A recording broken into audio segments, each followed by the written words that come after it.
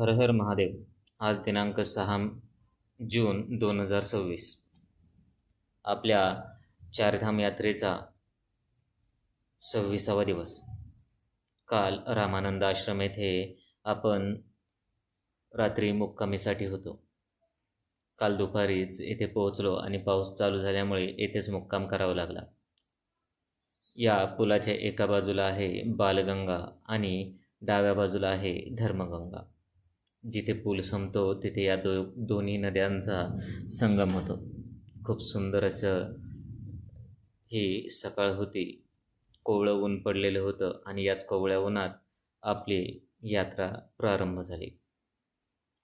येथून बुढाकेदार हे तीर्थस्थळ साधारण 7 किलोमीटर अंतरावर होते.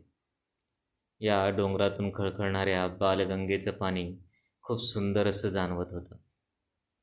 आणि याच सुंदर सकाळी चालायलाही सुरुवात केली आणि येथे असलेल्या निसर्गाचं सौंदर्य पाहत पाहत रोडनं पुढे चालू झालं. विस्तीर्ण अशी झाडी, हिमालयाचे हे डोंगर, उंच उंच शिखरे, त्याच उंच उंच शिखरावर असलेली ही उंच उंच झाडे, ही पाहत पाहत साधारण 8 वाजल्याच्या सुमारास मी बुढाकेदार या तीर्थस्थळी येऊन पोहोचलो. खूप सुंदर असं हे मंदिर होतं. 4 पायऱ्यावर चढून गेल्यानंतर समोर लटकवलेल्या या 5-6 घंटा, समोरच असलेले नंदीजी आणि हिमालय आणि हे सुंदर असं मंदिर. बुढाकेदार हे परिपूर्ण असं मंदिर मानलं जातं.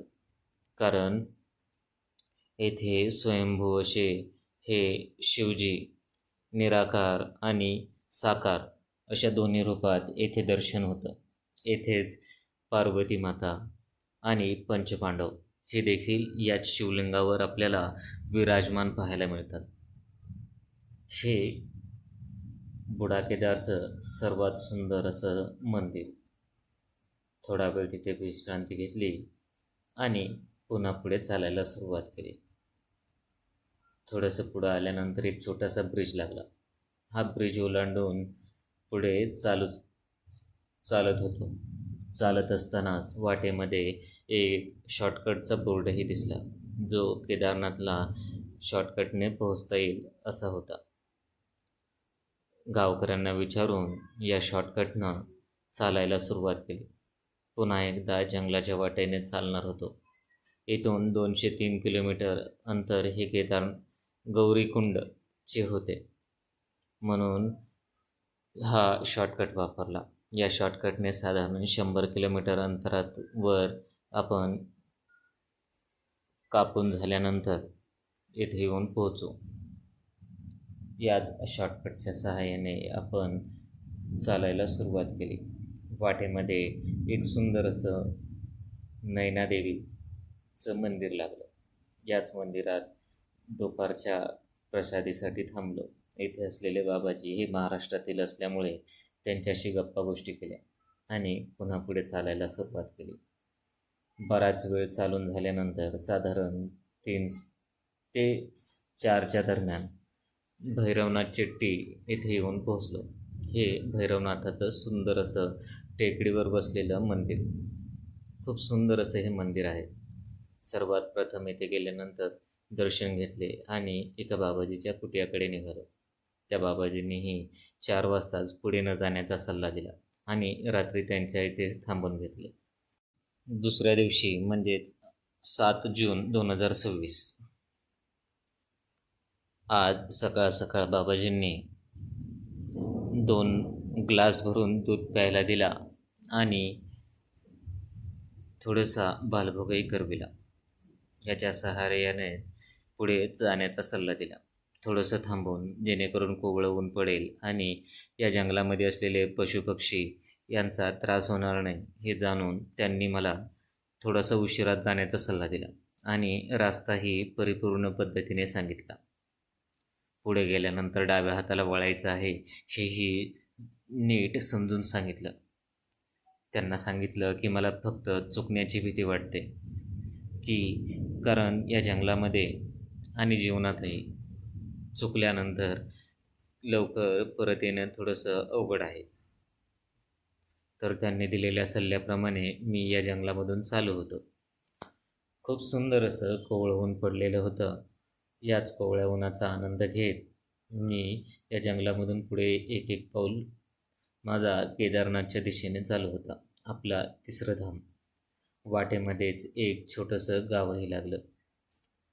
डोंगराच्या एका कपाऱ्यात बसलेलं हे गाव. वाटेला असलेले ह्या उंच अशा भिंती वाटेलाच नव्हत्या, तर त्यांच्या प्रत्येक कंपाऊंड वॉल ही अशाच भिंतीपासून होती. आणि वाटेमध्ये दिसलेलं हे एक पात्र, जे की लाकडापासून बनवलेलं होतं, येथे आपल्याला पाहायला मिळालं. खूप सुंदर असं हे छोटंसं गाव. येथील गावकऱ्यांना पुढे जाण्याचा रस्ता विचारला. तसं पुढं जायचा रस्ता म्हणजे दुत्तू हे गाव. आता दुत्तू होतं की बुत्तू होतं?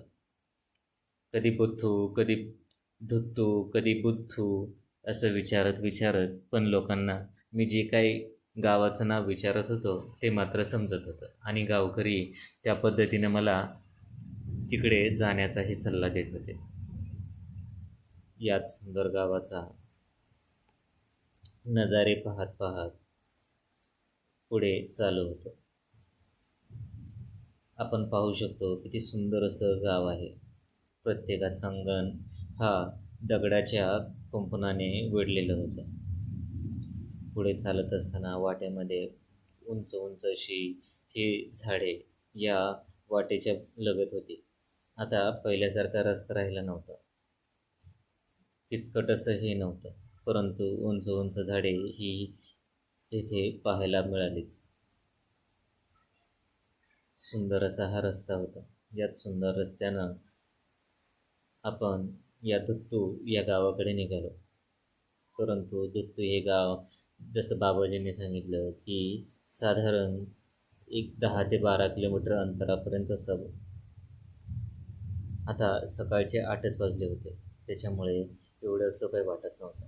वाटेमध्ये पुन्हा एकदा एक गाव लागलं आणि याच गावाच्या एका दुकानदाराशी गप्पा मारत तेथेच त्यांनी मला चहाची प्रसादी करवली. त्यांच्याकडून चहाची प्रसादी घेतली आणि पुढे जाण्याचा रस्ताही विचारला. खूप सुंदर असं हे गाव होतं. गाव नसून खूप सुंदर अशी बाजारपेठ असल्यासारखं वाटत होतं, कारण इथे आता पक्की घरे पाहायला मिळाली होती. त्यांच्याकडून रस्ता एक शॉर्टकट विचारून घेत खाली उतरलो. वाटेमध्ये खूपशा माताजी शेतामधले कामं करत होत्या. आता जंगलाचा रस्ता संपला होता आणि डांबरी रस्ता लागलेला होता. इथून साधारण 3 ते 3.5 किलोमीटर हे दुत्तू नावाचं गाव होतं. साधारण 11-11:30 वाजता आपण दुत्तू या बोर्डजवळ येऊन पोहोचलो. त्यावेळेस कुठे हे दुत्तू गाव आहे असं समजलं. येथे येताच रघुवीर मंदिर येथे येऊन पोहोचलो, जे की हा छोटासा पूल पार केल्यानंतर लागते. येथेच आपला आजचा मुक्काम आहे. कारण 12 वाजता येथे पोहोचून भोजन प्रसादी केली आणि येथेच आराम केला. आराम केल्यानंतर उठून पाहतो तर सगळीकडे ढगाळ वातावरण निर्माण झाले होते. त्याच्यामुळे इथेच राहण्याचा निश्चय केला. भेटूया आपल्या पुढच्या व्हिडिओमध्ये. तोपर्यंत आपल्याला हर हर महादेव.